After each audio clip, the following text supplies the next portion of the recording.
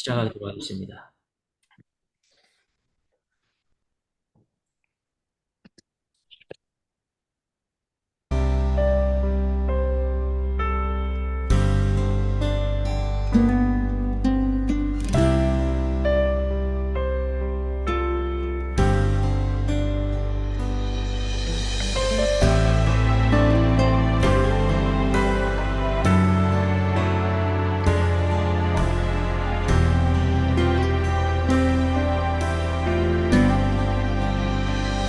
아버지 당신의 마음이 있는 곳에 나의 마음이 있기를 원해요. 아버지 당신의 눈물이 고인 곳에 나의 눈물이 고이길 원해요. 아버지 당신이 바라보는 영혼에게 나의 두 눈이 향하길 원해요. 아버지 당신이 울고 있는 어두운 땅에 나의 두 발이 향하길 원해요.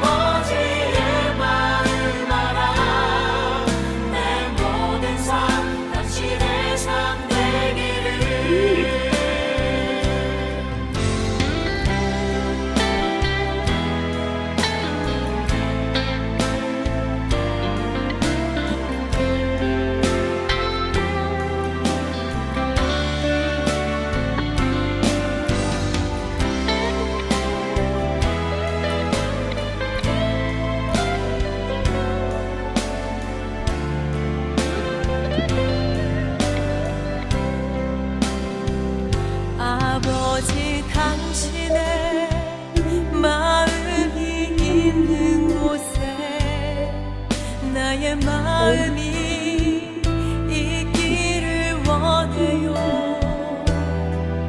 아버지 당신의 눈물이 고인 곳에 나의 눈물이 고이길 원해요. 아버지 당신이 바라보는 영혼에게 나의 두 눈이 향하길 원해요. 아버지 당신이 울고 있는 어두운 땅에 나의 두 발이 향하길 원해요.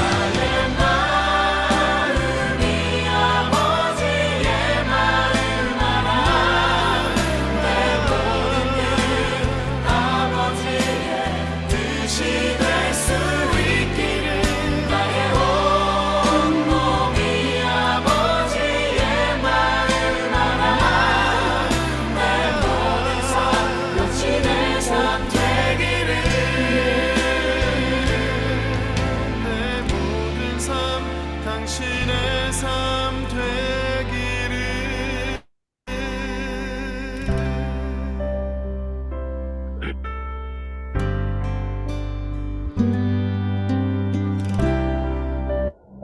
네, 아멘. 네, 잠시만요. 네. 이 시간 우리 목사님 귀한 말씀 또 가르쳐 주시도록 하겠습니다.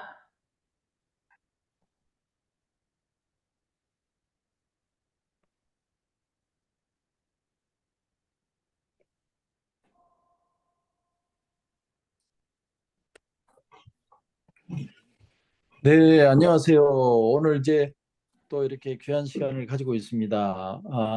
오늘 좀 반가운 소식은 제가 지난주에 피 검사를 했어요. 이제 미국에 와서 좀 더 정확하게 암에 대해서 간이나 췌장이나 대장이나 다 체크를 했어요. 특히 췌장암을 다시 한번 체크했는데 퍼펙트하게 아무 문제가 없다고 결과가 나와서 너무 감사합니다. 어, 그, 이제 제가 그동안에 좀 걱정을 했던 건 제가 잘 먹는 사람인데 잘 먹는데 살이 빠져요. 계속 빠져서 사실은 한국 몸무게로 한 4kg가 이상이 빠져가지고 야, 이거 정말 암이 아닐까 하는 걱정이 좀 있었는데 다행히도 오늘 그 소식을 듣고 나서부터는 먹는 대로 또 찌기 시작해서 열심히 뺐는데 또 쪄야 돼. 너무 좋았는데 또 살이 찔 것 같습니다. 참. 네, 하여튼 뭐 너무너무 기대해 주셔서 감사하고 퍼펙트하게 이제는 아무 문제가 없다고 간 수치도 정상으로 다 됐고 모든 게 다 정상이라 너무 감사합니다.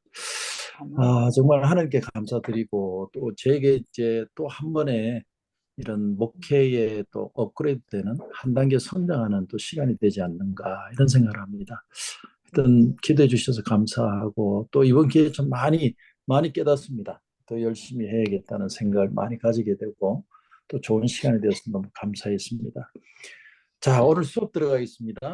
수업이 제가 15장 정도 하면 이제 1시간이 되는데 자꾸 이렇게 남는 게 있어서 너무 죄송합니다. 정확하게 맞추면 좋겠는데 제가 시간은 정확하게 맞추는 사람인데 이상하게 안 맞네요.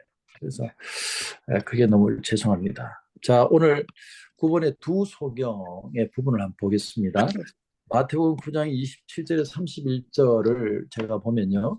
예수께서 거기에서 떠나실 때 두 맹인이 따라오며 소리질러 이르되 다윗의 자손이여 우리를 불쌍히 여기소서 하더니 예수께서 집에 들어가시며 맹인들이 그에게 나오거늘 예수께서 이르시되 내가 능히 이 일을 할 줄을 믿느냐 주여 그러하오이다 하니 예수께서 그들의 눈을 만지시며 이르시되 너희 믿음대로 되라 하시니 그 눈이 밝아진지라 예수께서 엄히 경고하시되 상가 아무에게도 알리지 말라. 그들이 나가서 예수의 소문을 그 온 땅에 퍼뜨리니라.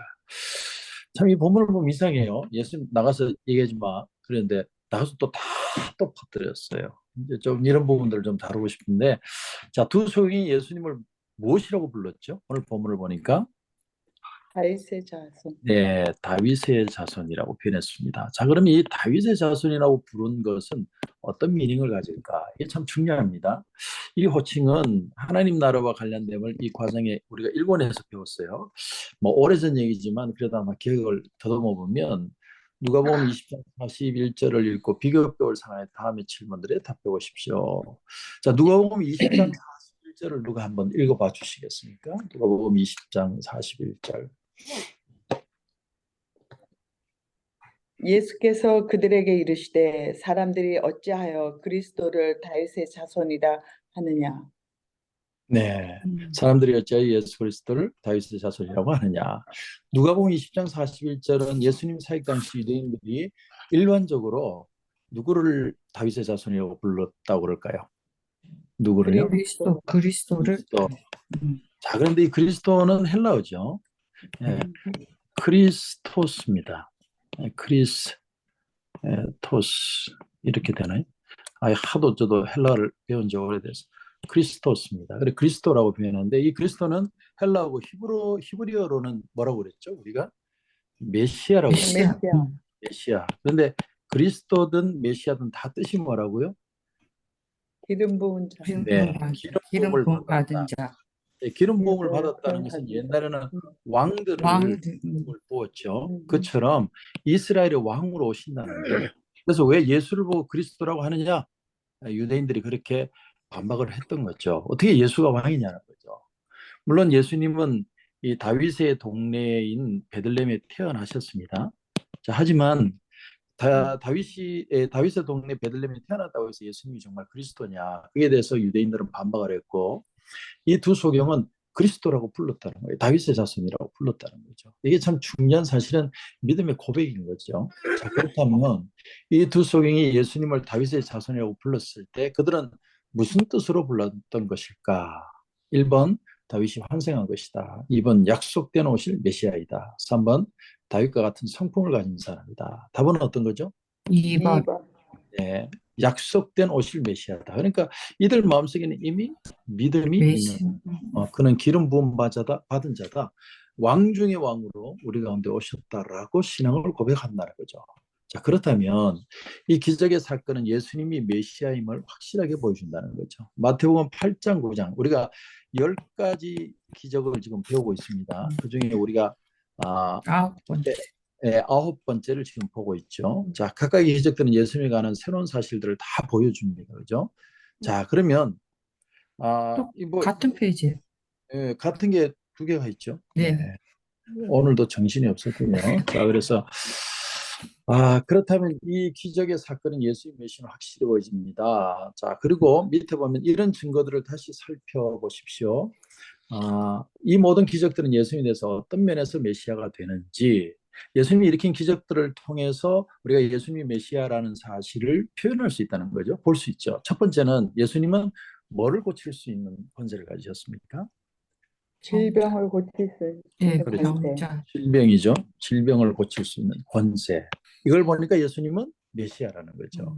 자, 예수님은 그 다음에 뭘 다스리는 권세를 가지셨죠? 자연을 다스리는. 자연이죠. 자연. 풍랑을 잔잔케 하시죠.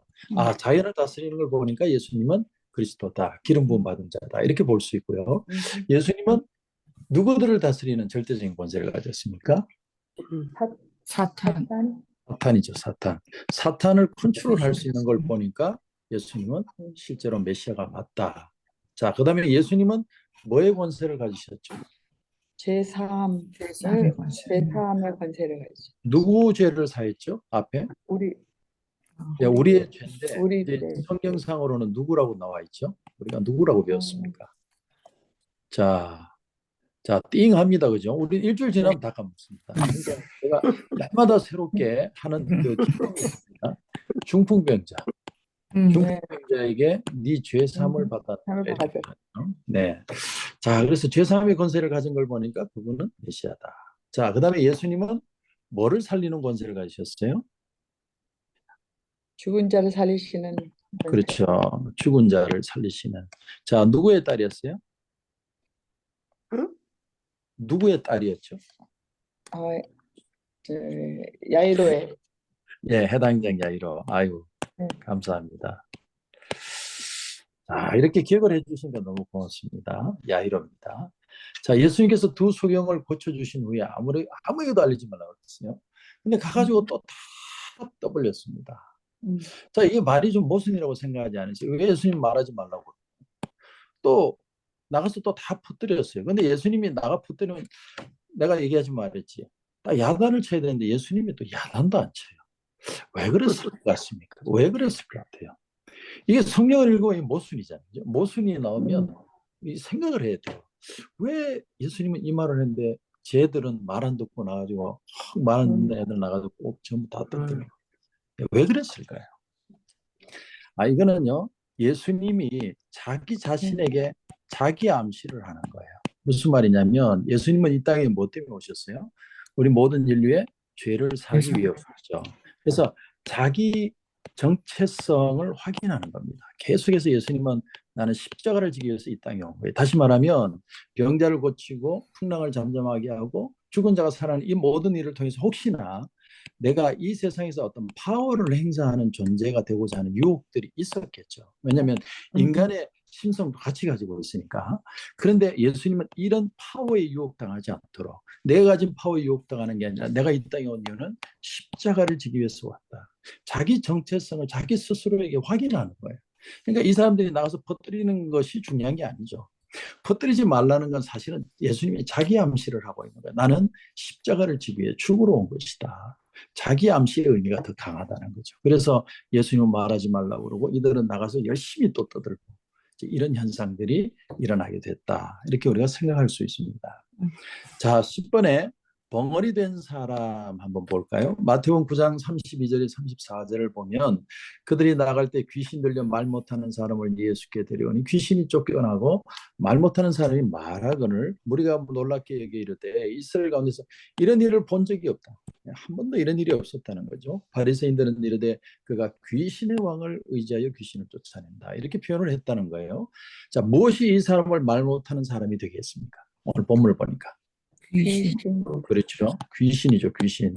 자, 귀신이 벙어리 되게 만드는 거예요. 자, 귀신이 허리도 꼬부라지게 해서 못 피게 하기도 합니다. 그죠? 성경에 보면 손 마른 자도 나오고요. 허리 꼬부러지기도 하고. 귀신 들린 경우가 있다는 거죠. 자, 그 다음 두 번째. 바리새인들은 예수님이 이 사람의 병을 고치심에 대해서 어떻게 말을 합니까? 지금. 귀신의 왕을 왕을 의지하여 귀신을 쫓아낸다. 그래서 예수님은 어떻게 반박을 하시죠? 누가복음 11장 18절에 보니까 내가 바알세불을 힘입어 귀신을 쫓아낸다니 만일 사단이 스스로 분양하면 그 나라가 어떻게 생겼냐. 무슨 말이야? 그 대장이 부하를 쫓아내는 거 봤느냐는 거예요. 네? 대장이 누가 부하를 쫓아내? 내가 귀신의 왕이라서 내가 귀신을 쫓아내면 모순 아니냐는 거죠. 그러니까 내가 귀신의 왕이 아니지 이 말이죠. 그러니까 귀신이 자기 쫄병을 쫓아내는 건 없잖아요. 그러니까 이게 말이 모순이다. 그러니까 하나님 나라가 임한 것을 말씀을 하시죠. 자, 그래서 자, 요거는 조금 여러분들이 조금 헷갈리실 수도 있고 고민을 해야 될 부분일 수도 있어요. 하나님 나라의 증거의 분석에서 나오는 내용인데 한번 보십시다. 자, 샘플로 두 개를 놨습니다. 자, 두 소경을 적용을 해본다면 어떻게 말할 수 있느냐? 이렇게 말할 수 있다는 거예요. 영적으로 소경되었다고 느끼는 사람들. 그 사람들이 오늘날 현실에 적용될 수 있는 부분이겠죠. 두 소경을 통해서 오늘날 영적으로 소경된 되었다고 느끼는 사람들에게 주시는 주님의 말씀으로 표현할 수 있다는 거예요. 자, 그렇다면 벙어리는 어떻게 표현할 수 있냐? 벙어리는 그리스도를 증거하는데 어려움을 겪는 사람. 예수 전하는 게 부끄럽다는 거예요. 그걸 벙어리로 표현할 수 있다는 거예요. 우리 자신에게 적용해 본다면. 자, 그렇다면 자, 질문을 합니다. 자, 나병 환자가 답을 다 달아놔. 이게 답을 적으면 안 되는데 그냥 하겠습니다. 네. 갑자기 정신이 나가지고. 자, 나병 환자는 적용하면 어떻게 돼요? 이 사회가 인사에서 나를 필요로 하지 않는다고 무시하고 있다고 느끼는 사람들을 나병 환자처럼 표현할 수 있다는 거죠. 그죠? 자, 그 다음에 백부장의 종은 어떻게 표현할 수 있어요? 인종차별을 당하는 사람들. 나는 뭔가 마이너리티고 나는 드러낼 수 없고 그렇게 생각하는 사람들일 수 있겠죠. 베드로의 장모는 어떤 사람을 적용할 수 있나요? 늙고 병든 사람. 좀 늙어서 내가 아주 소외당하는 사람, 그런 사람을 표현할 수 있을 거고, 광풍은 우리 자신에게 적용한다면 지진, 폭풍 등의 자연적인 힘을 두려워하는 사람, 그죠? 그런 사람들로 표현할 수도 있겠죠. 자, 그 다음에 다섯 번째, 귀신 들린 가다라 사람은 사이비 종교나 귀신들의 힘을 두려워하고 있는 사람. 자, 그 다음에 여섯 번째, 중풍병자는요, 죄의 짐 때문에, 그죠? 네 죄사함을 받아내라 예수님 얘기했죠. 죄의 짐 때문에 무력해져 있는 것을 느끼고 있는 사람들. 참 이런 사람들 많죠. 나는 죄가 너무 많아. 그래서 내 죄는 아무도 용서를 안 해줘. 그런 길티 필링을 가지고 사는 사람들이 너무 많죠. 그런 사람들에게 네 죄사함을 받아내라. 자, 일곱 번째, 회당장 야이로의 딸을 통해서는 사랑하는 사람을 잃고 슬퍼하는 사람. 그런 사람들에게 이 해당장 야이로와 같은 이런 주님이 주시는 위로가 있을 수 있겠죠. 8번에 혈루증 걸린 여인에게는 소심하고 내성적인 사람. 예수님에게 나오는 걸 두려워하고 염려하고 그러나 믿음으로 기적이 일어나는 걸 보면 내가 소심하고 내가 내성적이라도 얼마든지 하나님의 취하심과 만지심을 경험할 수 있다는 거죠. 그러니까 예수님은 뭐 긍정적인 사람만 좋아하시고 부정적이고 소심한 사람은 안 좋아하시고 그런 게 아니라 누구든지 내게 오라. 그러면 소심해도 은혜를 받을 수 있고 내성적인 사람도 하나님의 큰 위로를 경험할 수 있다는 걸 가르쳐주는 얘기죠. 그래서 제가 이 답을 안 적어야 되는데 적는 바람에 여러분들이 그냥 한번 이렇게 눈으로 보시면 좋겠습니다. 자, 이제 하나님 나라의 증거들 3번으로 넘어갑니다. 책에서는 3번으로 되어 있습니다. 자, 자, 우리가 성경을 보다 보면 서로 모순된 내용을 만날 때가 있어요. 그러니까 이 컨플릭이 일어나는 거예요. 어떤 본문에는 이렇게 얘기했는데 어떤 본문은 이렇게 얘기하는 서로 다른 것 같은 내용이 나오는 게 있어요. 자, 예를 볼까요? 1번에 보면 가다라 귀신 들린 사람 경우를 보면 마태복음하고 마가복음에 사람 숫자가 틀려요. 자, 마태복음 8장 28절 누가 한번 읽어봐 주시겠어요? 마태복음 8장 28절.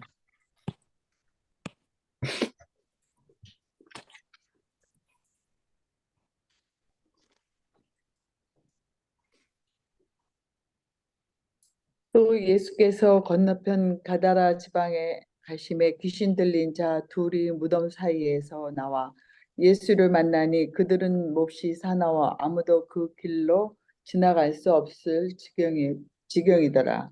네, 여기 보면 몇 명이 나오죠? 2명. 2명이죠. 자, 마가복음 5장 2절 누가 한번 읽어보세요. 같은 본문이에요. 그래, 병행절이라고 그러죠. 병행꾼데 마가복음 5장 2절 누가 한번 읽어보십시오.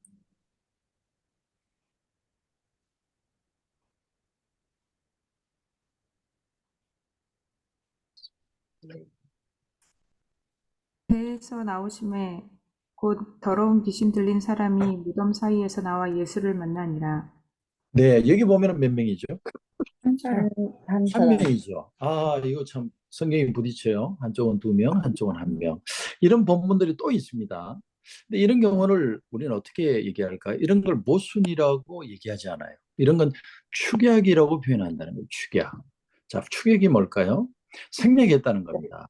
자, 그러니까 마가복음의 기록의 목적은 두 사람에 대한 이야기를 더 상세히 길술하는 게 의미가 있는 게 아니라 독자들의 관심을 중요한 한 사람에게 집중시키는 의미라는 거예요. 그래서 축약했다는 겁니다. 한 사람은 그냥 생략했다는 거예요. 지금 이 한 사람이 지금 주님 앞에 어떻게 했는지 그게 포커스했다는 거죠. 자, 좀 더 실질적 예를 한번 들어보겠습니다. 차가 3대가 서 있어요.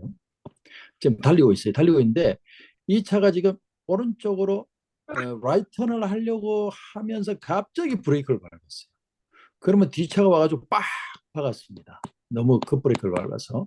그러니까 뒤에 있는 차도 가서 받아버렸어요. 3대가 다 받았습니다. 자, 이제 진술을 해요. 법정 진술을 하는데, 자, 첫 번째 증인 A는 첫 번째 차하고 부딪혀서 두 번째 차가 충돌이 있었고, 이 사고는 두 사고에만 연루된 증언만 한 거예요. 왜? 나는 이 차만 박았거든요. 근데 이 뒤에서 박은 사람은 어때요? 이 앞차까지 다 얘기하는 거예요. 그래서 3대 차량 모두에게 발생한 사안에 대해서 역시 진실되게 증언을 한 겁니다. 그러니까 이 사람 말도 맞고 이 사람 말도 맞아요. 왜? 이 사람은 요 차에만 집중을 했고 뒤에 사람은 요걸 다 얘기를 한 거죠. 그러나 이게 틀렸다고 말할 수가 없는 거예요. 그죠?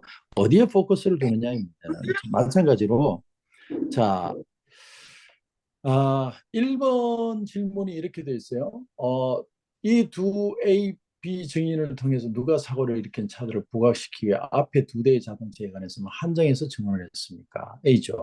그리고 전체에 대한 얘기는 B가 했습니다.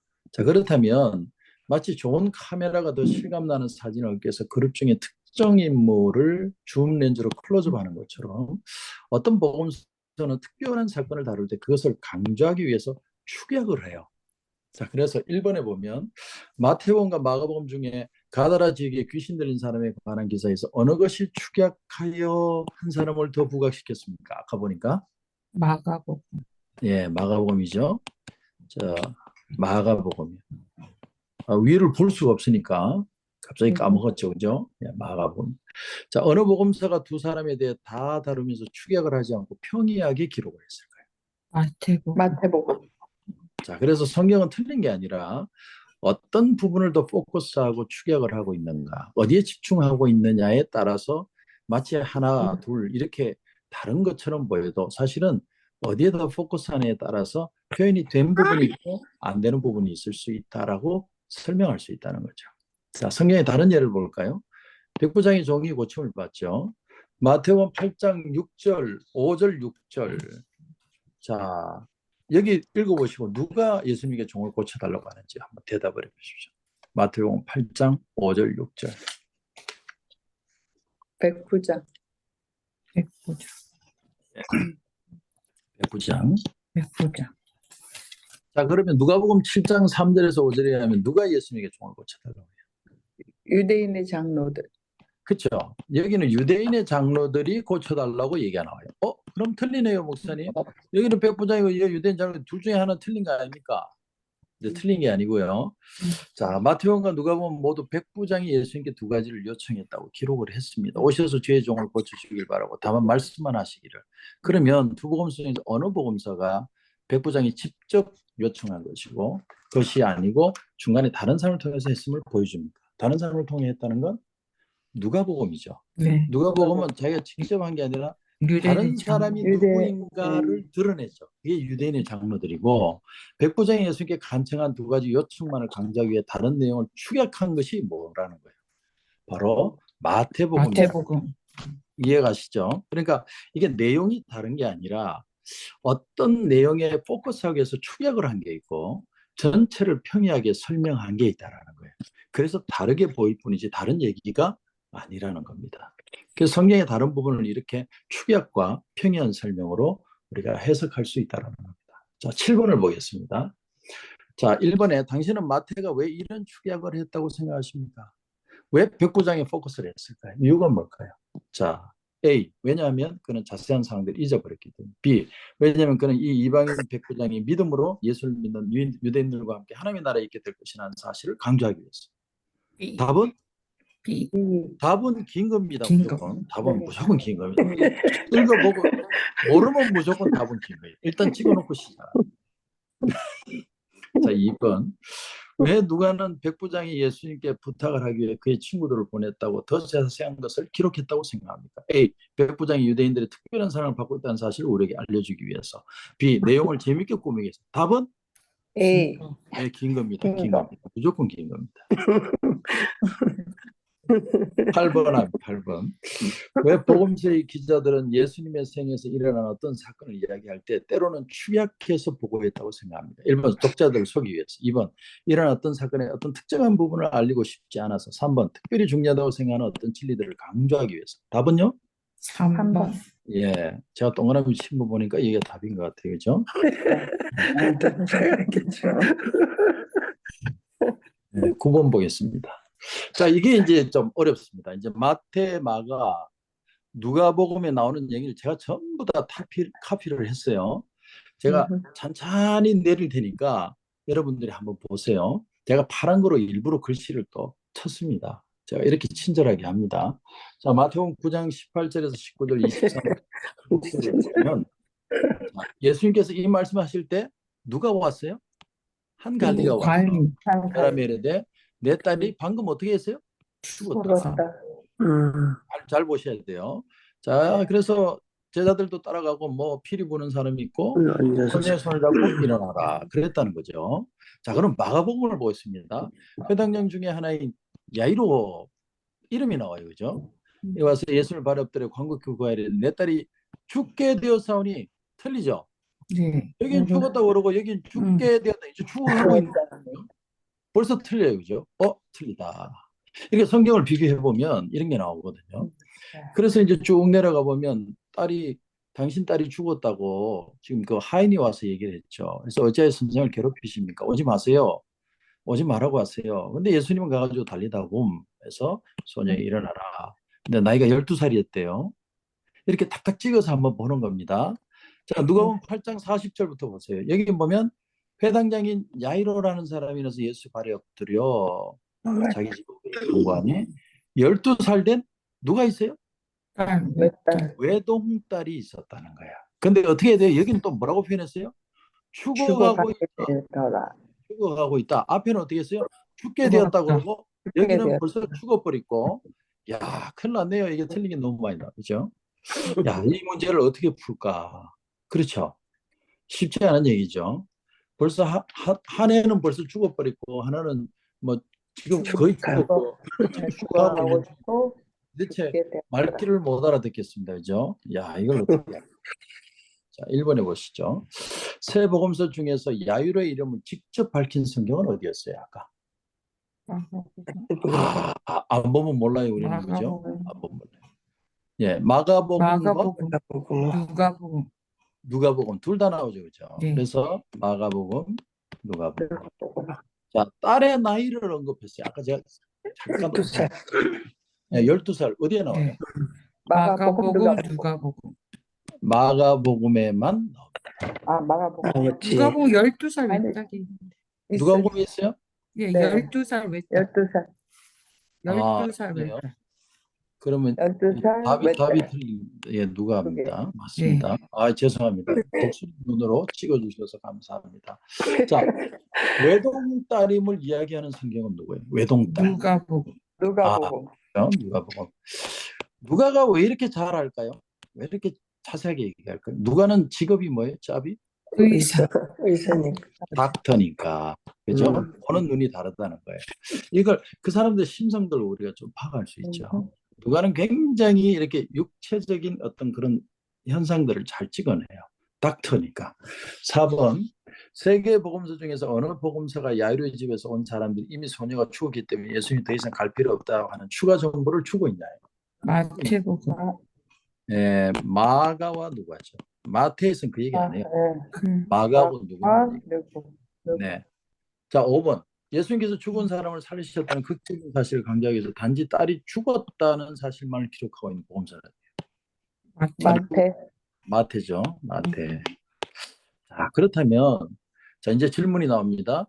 마태복음 9장 18절에 딸이 방금 죽었다고 했는데 마가 누가는 죽어가고 있다고 그러는데 다르지 않습니까? 어떻게 생각하세요? 참 이게 어려운데요. 아니고. 네, 죽은 것이 아니라 자, 우리가 이렇게 상식적으로 생각할 수 있겠죠. 자기 딸이 죽었으면 아빠가 달려올 이유가 없죠. 그죠? 살아서 이제 거의 죽어가고 있는 상황이니까 급하게 달려왔겠죠. 상식적으로 우리가 그렇게 생각할 수 있어요. 벌써 죽었는데 예수님 찾아 죽은 애인데 살려내라고 그러지는 않겠죠. 그러니까 이건 죽었다는 뜻이라기보다는 지금 거의 죽은 상태를 표현한다고 우리가 생각해 볼 수 있다는 거예요. 그러니까 딸이 죽은 건 아니에요. 죽었으면 이미 포기를 하죠. 하지만 거의 죽은 상태를 표현하고 있지 않을까. 우리가 그렇게 해석을 할 수 있다는 거죠. 틀린 게 아니고요. 자, 그러면 10번에 한번 보겠습니다. 마태복음은 마가복음이나 누가복음에 비해서 간략하게 내용을 그리고 있습니다. 그렇다면 왜 마태복음, 마가복음이나 누가복음처럼 이 사건에 관해 자세하게 기록하지 않은 이유가 뭘까요? 이유가 뭘까요? 자, 마태복음은 누구를 대상으로 적고 있어요?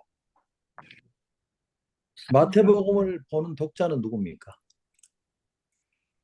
띵하죠. 유대인들. 자, 그러면 누가복음은 누구를 대상으로 해요? 이방인들이죠. 모든 사람들을 다 표현해요. 그러니까 누가복음은 디테일하게 되고 이방인 얘기가 나오는데 마태복음은 유대인들에게 포커스해요. 중요한 건 핵심만 전하고 있다는 거예요. 중요한 요점만 전하기 때문에 간략하게 가고 중요한 요점만 전하고 있다. 그게 집중한다는 거죠.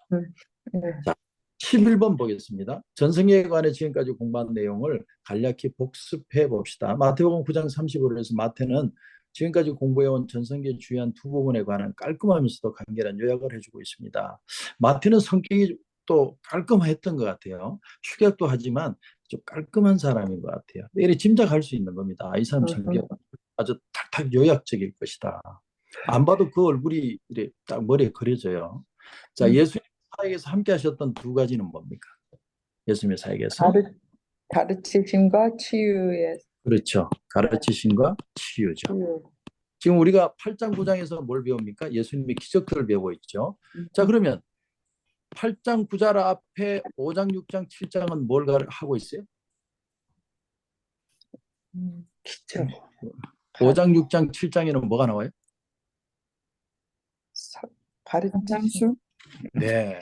갑자기 거꾸로 질문하니까 답을 못해요. 그죠? 산상수훈이라고 그러죠. 바로 밑에 있는데도 우리는 몰라요. 그죠? 자, 5장, 6장, 7장은 산상수훈입니다. 예수님이 언덕 위에서 산상에서 가르치셨어요. 이걸 요약한 겁니다. 이것에 우리가 어떤 제목을 붙였냐. 그죠? 아까 우리가 제일 앞에 무슨 제목을 붙였을까요? 하나님 나라의 규범. 그렇죠. 규범들이죠. 기억나십니까? 저 앞에 나온 얘기인데 기억을 하는 게 이상한 거죠. 그죠? 그러니까 당연히 까먹어야 돼요. 네, 여러분의 실력을 너무 무시해서 죄송합니다. 자, 3번에 마태복음 몇 장에서 예수님 가르친 것 설교대에 요약을 해주고 있습니까? 5장, 6장, 7장 5, 6, 7장이죠. 산상수. 5, 6, 7장 선상수훈. 자, 다시 한번 이렇게 리마인드 하시면 좋겠습니다. 자, 4번. 예수님께서 사역에서 행하신 10가지 기적들을 요약하기 위해서 우리가 붙인 제목이 뭘까요? 아까는 규범들이고 이번에는 뭡니까? 하나님 기적들. 나라의 증거들. 증거들이죠. 증거들. 증거들. 자, 우리 그 뭐 다 잊어버렸어요, 그죠? 저도 잊어버렸는데 뭐 어쩌겠습니까? 다음 시간에 한 번 더 언급하겠습니다. 자, 5번. 마태는 마태복음 몇 장에서 예수님의 10가지 기적에 대한 요약을 해주고 있습니까? 8장, 9장. 자, 8, 9장이죠. 8, 9장. 자, 우리는 지금까지 8, 9장에서 예수님의 치유에 대해서 생각해 봤습니다. 자, 야고보서 5장 14절에 16절을 보면 이런 말씀이 나와요. 너희 중에 병든 자가 있느냐? 그는 교회 장로들을 청할 것이요. 그들은 주의 이름으로 기름을 바르며 그를 위하여 기도할지니라. 믿음의 기도는 병든 자를 구원하리니 주께서 그를 일으키시리라. 혹시 죄를 범하였을지라도 사심을 받으리라. 그러므로 너희 죄를 서로 고백하며 병이 낫기를 위해 서로 기도하라. 의인의 강구는 역사하는 힘이 큼이니라. 자, 이 내용을 보면 오늘날 의사들은 어떤 질병은 육체뿐 아니라 정신과 관련이 있다고 말합니다. 그래서 어떤 육체적인 질병은 내적인 스트레스나 해결되지 않은 문제로 인해 발생할 수 있다. 예를 들어서 염려하는 것은 위궤양을 일으킬 수 있고, 예, 저 같은 상황이었죠. 자, 오래된 분노는 심장에 영향을 끼칠 수 있고, 또 어떤 종류의 관절염은 원한으로 발생할 수 있다. 이렇게 표현했어요. 최근에 우리 김창옥이라는 분 얘기 여러분 다 아시죠? 예, 젊은 사람인데 알츠하이머 증상이 나타나고 있어요, 그죠?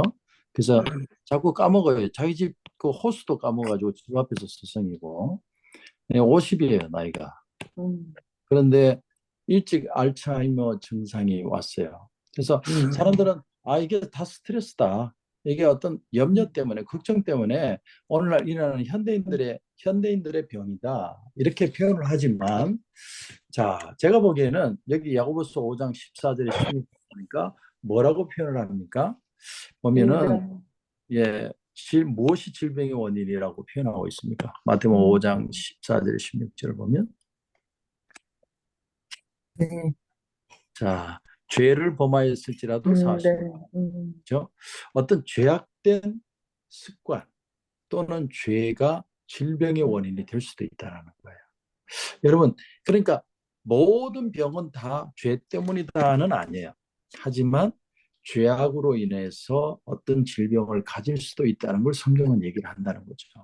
그래서 하나님 나라의 복음을 마태복음 1장 28절에 보면 수고하고 무거운 짐진 자들아 다 내게로 오라 내가 너희를 쉬게 하리라. 이것은 예수님께서 정말 쉬게만 하시는 게 아니라 우리의 죄에서도 정말 자유하게 하시는 의미가 있다는 거예요. 우리는 마음에 두고 있는 많은 guilty feeling들이 있습니다. 마음의 두려움들도 있고요.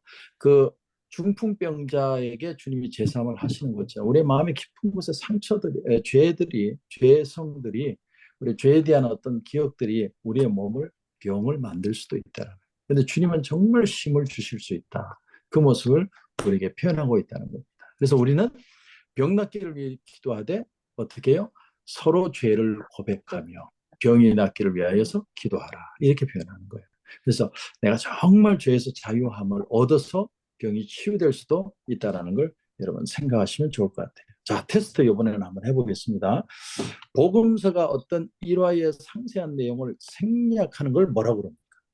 축약. 예, 축약. 우리가 이제 배운 시간이 짧으니까 딱 기억나죠. 예. 이렇게 하는 이유가 뭐예요? 강조하기 위해서. 강조하기 위해서. 중요한 것을 강조하기 위해서. 그렇죠? 가다라의 귀신 들린 사람에 대한 기록에서 축약법을 사용한 복음서는 마태복음입니까? 마가복음?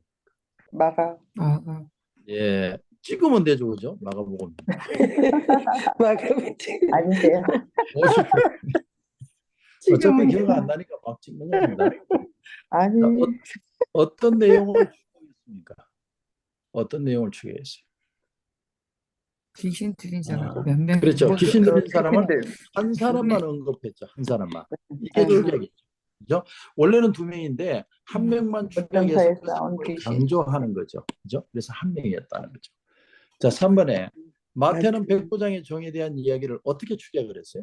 백부장의 종에 대해서 어떻게 축약을 했습니까? 자, 어떤 게 축약일까요? 그 제가 세 개 본문을 보여줬는데 어떤 게 축약일까요? 자, 유대인들의 장로들이 추천하는 게 축약이었습니까? 이 백부장이 직접 얘기한 게 축약이었어요.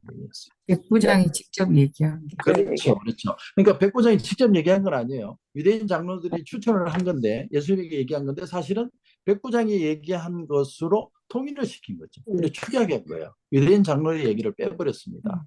사실은 이 야이로가 아니라 백부장의 마음을 표현하고 있는 거죠. 축약입니다. 자, 그 다음에 누가가 더 상세하게 기록한 사항은 무엇일까요? 자, 외동딸이다. 네, 다른 사람을 통해 사람을 장로죠. 다른 장로들을 통해 장로들을 예수님께 부탁을 했다는 사실이죠. 그죠? 네. 이 사실이 더 상세하게 기록되어 있다. 누가는 상세한 사람입니다. 왜? 삽입. 자, 누가가 이 내용을 덧붙인 이유는 뭐라고 생각합니까? 왜 장로들이 부탁했다는 얘기를 넣었을까요? 한번 생각을 해보십시오. 우리는 머리를 자꾸 써야 됩니다. 그래야 알츠하이머가 안 걸립니다. 백부장이 얼마나 유대인들에게 사랑을 받고 있는가를 알려주고 싶은 거죠. 이해가십니까? 그러니까 누가는 이 백부장은 정말 유대인들의 사랑을 받는 사람이었다라는 걸 표현하고 싶었던 거예요. 그래서 유대인의 장로들을 통해서 이렇게 딸이 하인이 병들었다는 얘기가 나온다는 거예요. 유대인들의 사랑을 표현한다. 자, 이 얘기죠. 자, 그럼 4번에 1번 마태는 야이로의 딸에 대한 기록을 어떻게 추격을 했어요? 마태는 추격이 어떤 내용이죠? 자, 마태는 죽었다. 그렇죠. 죽었다는 표현이죠. 죽었다. 네, 이게 추격입니다. 죽어가고 있는 중이었죠. 근데 그냥 죽었다고 표현한 거예요. 중요한 거는 왜 죽었다고 표현했어요? 예수님의 살리심, 그 믿음을 보고 살리심이 더 중요하다고 생각했기 때문이라는 거예요. 이해하시죠? 그래서 죽었다 이렇게 그냥 표현한 거예요. 자, 누가가 추가한 내용은 뭐였습니까? 가고 있다. 네, 사람들이 예수님을 멈추게 한 것, 그 이유는 딸이 죽었기 때문이죠. 이제 그 내용을 집어넣었죠. 또 딸이 몇 살이었다고요? 12살이었다.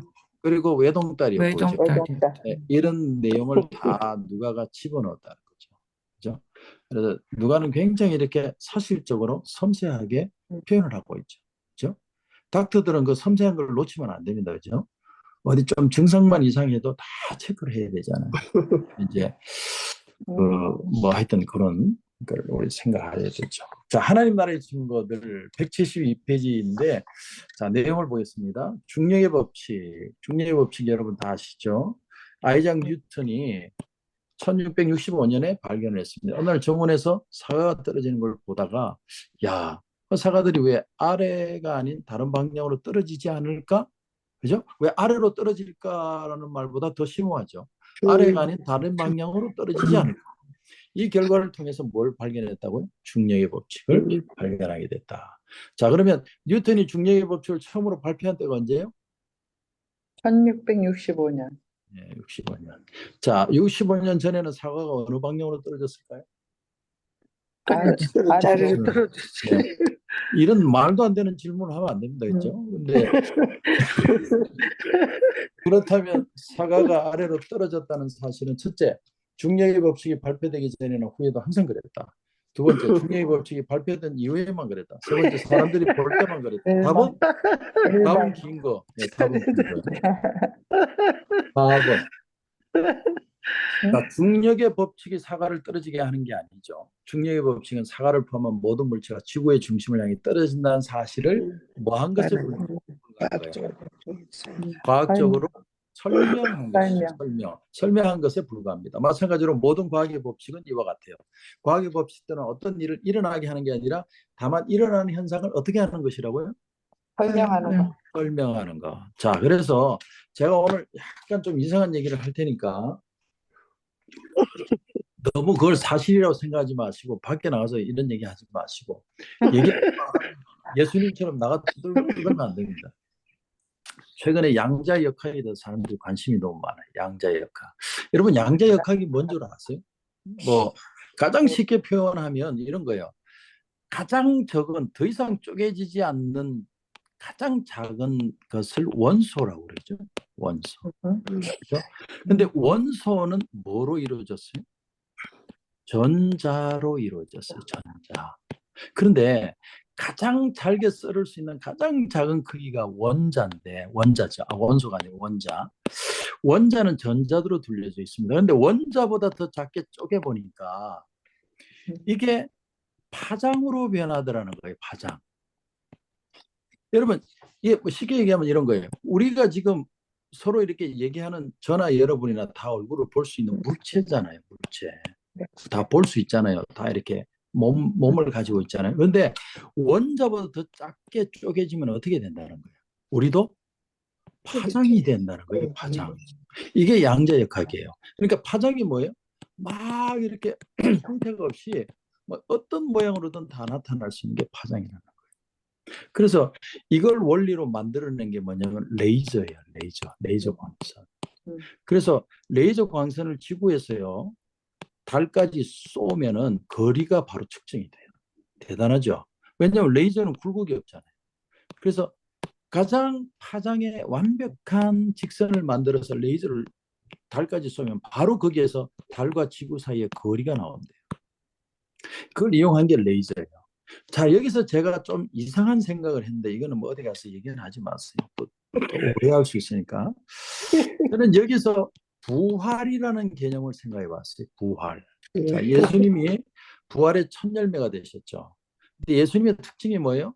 벽도 통과하고, 그죠? 그러면서도 또 밥도 먹어요.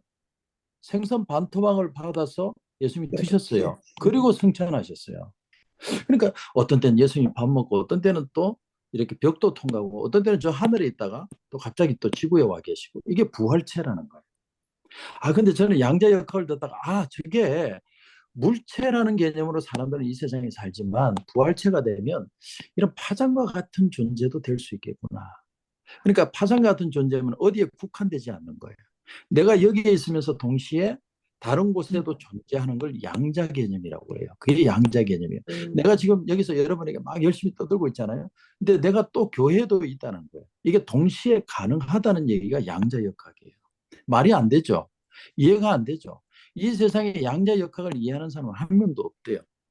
근데 이게 실제로는 존재한다는 거예요. 그래서 여러분 양자 컴퓨터라는 얘기 들어보셨어요? 양자 컴퓨터?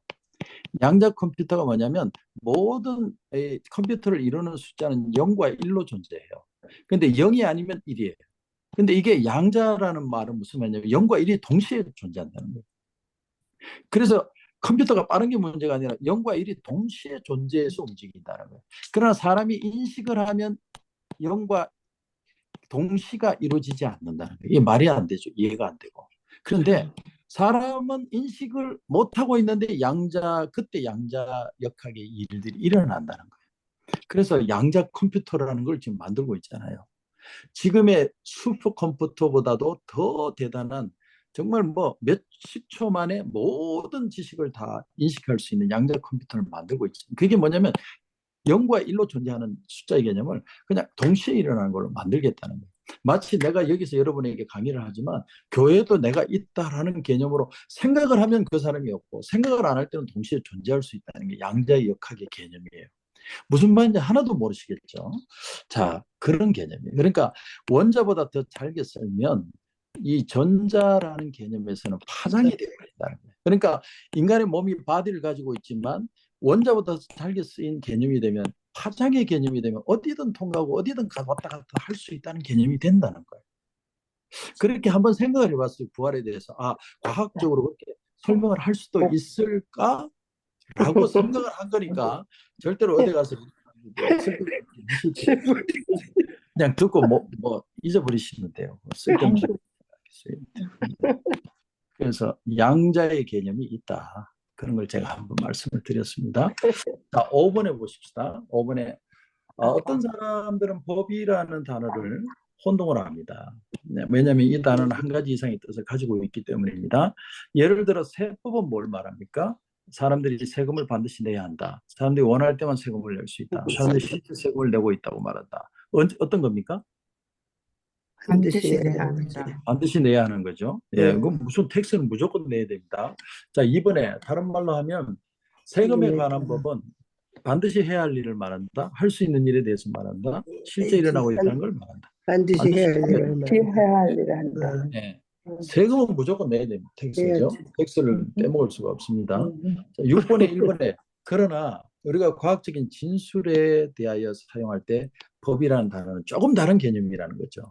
자, 나라에서 제정한 법은 반드시 해야 될 것인데 그러나 과학의 법칙들은 단지 실제 일을 설명할 뿐이다. 이게 과학적인 법의 개념이라는 거예요. 실제 일을 설명할 뿐이다. 다른 말로 하면 나라의 법들은 일어나게 하는 원인을 제공하지만 과학적인 법들은 실제 일어나고 있는 어떤 것을 단지 설명할 뿐이죠. 설명할 뿐이라는 거예요. 이게 우리가 생각하는 세법이라든지 어떤 법의 개념과 과학이 말하는 법의 개념의 다른 점이라는 거죠. 자, 설명할 뿐이다. 자, 7번. 위의 설명이 사실이라면 어떤 자연적인 현상이 일어나기 위해서 어떤 원인이 있기 때문입니다. 마태복음 5장 45절을 읽은 후에 질문에 답하십시오. 5장 45절을 누가 한번 읽어주십시오. 마태복음 5장 45절. 이같이 한즉 하늘에 계신 너희 아버지의 아들이 되리니 이는 하나님이 그 해를 악인과 선인에게 비추시며 비를 의로운 자와 불의한 자에게 내려주십니다. 네, 하나님이 해를 비추고 비를 내리게 하시는데 악인 선인 구분하지 않고 하신다는 거죠. 그러면 해가 뜨는 것은 누가 뜨도록 하시는 거예요? 하나님 아버지. 네, 하나님 아버지. 자, 비가 내리게 하는 것은 역시 하나님 아버지. 하나님 아버지가 비를 내려 주신다는 얘기죠. 그 얘기가 마태복음 5장 45절이에요. 뭐 예수 잘 믿는다고 햇빛을 더 많이 쬐고 비를 더 맞는 게 아니라 똑같이 선인과 악인을 같이 하나님이 그렇게 하신다는 거죠. 자, 8번에 성경은 자연적인 어떤 현상들이 지금 우리가 이해하고 알고 있는 대로 일어나도록 하나님께서 원인을 제공하셨다고 말합니다. 자, 시편 147편 8절에 보면 그가 뭐로 하늘을 덮으시죠? 구름으로 하늘을 덮으시고 땅을 위하여 뭐를 준비하십니까? 모르면 찍으면 됩니다. 땅을 위하여 비를 준비하시며 산에 뭐가 자라게 하십니까? 풀이 자라게 하신다. 예. 예. 찍으면 대부분 맞습니다. 구름과 비와 시편 147편 16절에 보면 뭐를 양털같이 내리시며 눈을 양털같이 눈을 양털같이 뭐를 재같이 흩으셔요? 서리를 재같이 흩으시며 서리를 재. 자, 성경의 눈이라는 얘기가 여기 처음 나오죠. 성경의 눈이라는 얘기가 여기 말고 또 눈 얘기가 나올까요, 안 나올까요? 모르겠는데. 나오지. 어디에 나오지? 어디서 나오지? 눈같이 희게, 죄를 눈같이 희게 나오지. 죄를 눈같이 희게 하신다. 응. 아니, 그거 말고 실제로 눈 내리는 거. 실제로 성경에 눈이 내렸다는 얘기가 나올까요? 자, 이스라엘 땅에 눈이 내렸을까요? 안 내렸을까요? 자, LA에 눈이 내린 적이 있습니까? 없습니까? 산에는 내리. 예? LA 예. LA 산에는 눈이 내리지. 아니, 산에 말고 도시에. 도시 아니요. 없어요. 그러면 이스라엘은 눈이 그 광야에 내린 적이 있을까요? 없을까요? 없어요. 없어요? 자신할 수 있습니까? 아니, 성경. 내기 할까요? 아니요. 기대 눈이 안 내리지. 자, 사무엘하 23장 20절. 사무엘하 23장 20절 누가 찾아서 한번 읽어보십시오. 사무엘하 20. 23장 20절. 실제로 눈이 내렸다는 얘기가 성경에 나오는지 안 나오는지. 아, 사무엘하 23장 20절. 1장 10절. 읽어보십시오. 한번. 안노사대 후서서 먹으러 23만. 눈이 안 오는데. 사무엘하 23장 20절. 아, 20절. 또 갑슬롱의 손자 여호와의 아들 분야에 저는 그랬으면 죽었고, 또 눈 올 때 나오네. 눈 올 때에 죽였고 눈이 올 구덩이에 때 내려가서 구덩이에 내려 사자를 죽였으며. 그죠? 나오네. 눈이 네. 올 때 구덩이로 내려가서 사자 한 마리를 쳐서 죽였거든요.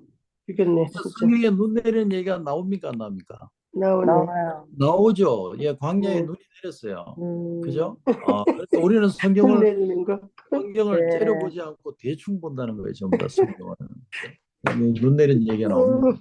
그러네, 진짜. 그래서 이제 그렇게 한번 얘기를 드렸고요. 네. 시편 148편 8절에 보면 불과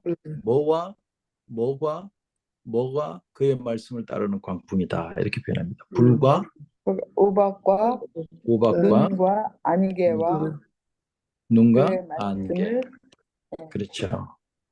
자, 보면은 자연 만물이 다 그의 말씀을 따른다고 표현하고 있죠. 그렇지. 자, 이사야 40장 26절에도 보면 너희는 눈을 높이 들어 누가 이 모든 것을 창조하였나 보라. 주께서는 수요대로 뭐를 이끌어내시고요? 수요대로 만상을 이끌어내시고 만상을 이끌어내시고 그들의 모든 이름을 부르시나니 그의 권세가 크고 그의 능력이 강함으로 하나도 빠짐이 없느니라. 빠짐이 없느니라. 자, 만상 전체를 다 이끌어내시고 빠진 것이 하나도 없대요. 그게 하나님이 하신 일이라는 겁니다. 아멘. 자, 9번에 히브리서 1장 3절에 의하면 하나님의 능력이 얼마나 많은 것들을 붙들고 계시냐. 누가 한번 읽어보시겠어요? 히브리서 1장 3절. 능력이 얼마나 많은 것을 붙들고 계실까요? 네, 이는 하나님의 영광의 방치시여 그 본체의 형상이시라. 그의 능력의 말씀으로 만물을 붙드시며 죄를 정결케 하는 줄 하시고 높은 곳에 계신 위엄의 우편에 앉으셨느니라. 네, 거기 보니까 그의 능력의 말씀으로 뭘 붙드세요?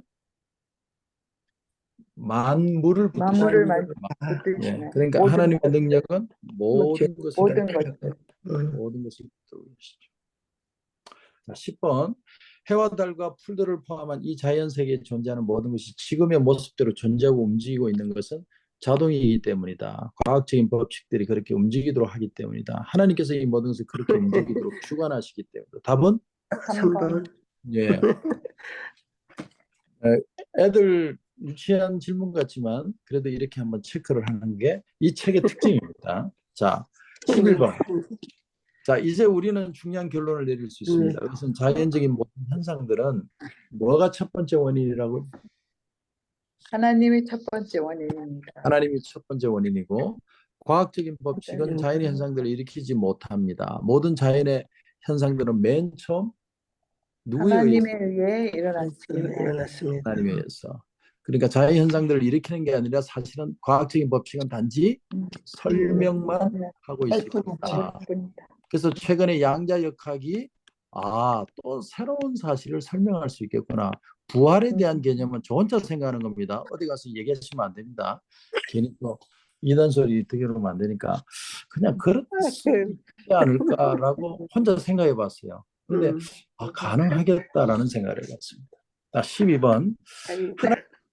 하나님은 신실하시며 불분하시기도 처음 우주를 창조하실 때 세우신 법칙을 따라 정성적으로 움직이도록 움직이도록 하셨습니다. 다음에 성경 구절들은 하나님께서 어떻게 질서 있게 이 우주를 다스리고 계시는지를 보여줍니다. 자, 성경 구절을 읽고 짝짓기를 해보는 겁니다. 여기까지만 하겠습니다. 자, 욥기 28장 26절을 누가 한번 읽어봐 주시겠어요?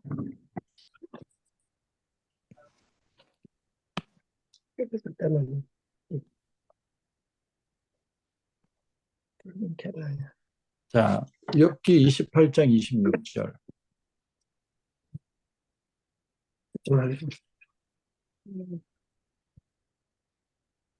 눈치 안 보셔도 됩니다. 누가 이렇게 자신 있게 좀 비 읽어주시면. 내리는 법칙을 정하시고 비구름의 길과 우레의 법칙을 만드셨습니다.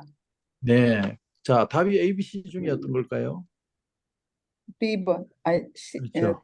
B번. B죠. B와 네, 하나님은 예수 비와 하나님은 중요하다. 조정하신다. 답은 B입니다. 자, 예레미야 5장 24절 누가 한번 읽어보시죠. 예레미야 5장 24절.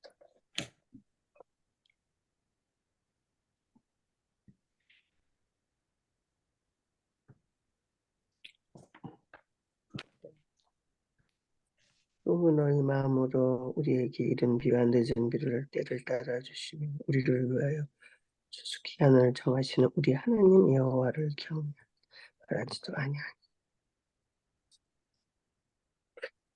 때를 따라 이른 비와 네, 늦은 비를 늦은 주신다. 비를 주시니. 뭘 위해서 그렇게 하는 것이죠? 추수를 위해 그런 것이겠죠. 위해서. 추수. C죠. 아마 정해놓. 자, 그럼 마지막 답은요? A죠. 네. 자, 하나님은 해와 달 별들에게 법칙을 주셔서 때에 따라 빛을 비추게 하신다. 예레미야 31장 35절에 나옵니다. 그러니까 이 모든 자연은 누가 컨트롤 하시는 거예요? 하나님이 하나님이 컨트롤하는 것이고, 과학은 뭘 하는 겁니까? 일어나는 현상을 설명. 설명하고 있을 뿐이다. 그래서 자연이라는 말도요. 자연이 이렇게 적나요? 하도 오래돼가지고 한문도 딱 자연 스스로 자자 연할 연자요. 스스로 자자 연. 스스로 생겼다 이렇게 표현하는데 생겼다. 이게 말이 안 되죠. 왜냐하면 이 사람들은 하나님이라는 존재를 부정하니까 스스로 지가 알아서 생겼다. 이게 자연이에요. 아니지. 그런데 하나님을 우리가 믿기 때문에 하나님이 세상을 만드시고 네. 일어나는 과학적인 현상들은 다 뭐라고요? 하나님이 하신 일들을 설명하고 있다. 설명하고 있다. 예, 이것을 우리가 잘 정리하면 되겠습니다. 오늘 수고 많으셨고요. 이제 해가면서 조금 더 가미할 것 또 내용들을 같이 한번 생각해 보기로 하고, 오늘은 뒤에 내용은 거의 뭐 같은 내용입니다. 그래서 다음 시간에는 다른 과로 넘어가도록 그렇게 하고, 또 열심히 하셔서 내년 가을쯤에는 우리가 같이 여행을 갈 수 있도록 그렇게 기대와 소망을 가지고 끝까지 포기하지 말고 열심히 하시기 바랍니다. 예. 제가 한번 기도드리고 마치겠습니다.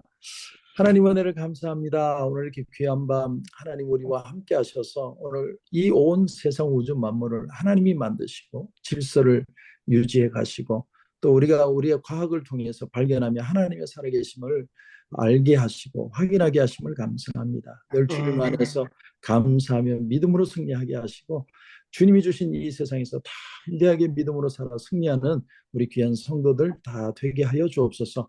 오늘 또 하나님 단잠잘 수 있도록 하나님 인도해 주실 줄 믿고 주님 안에 감사하며 예수님의 이름으로 기도드립니다. 아멘. 아멘. 감사합니다. 수고하셨습니다. 감사합니다.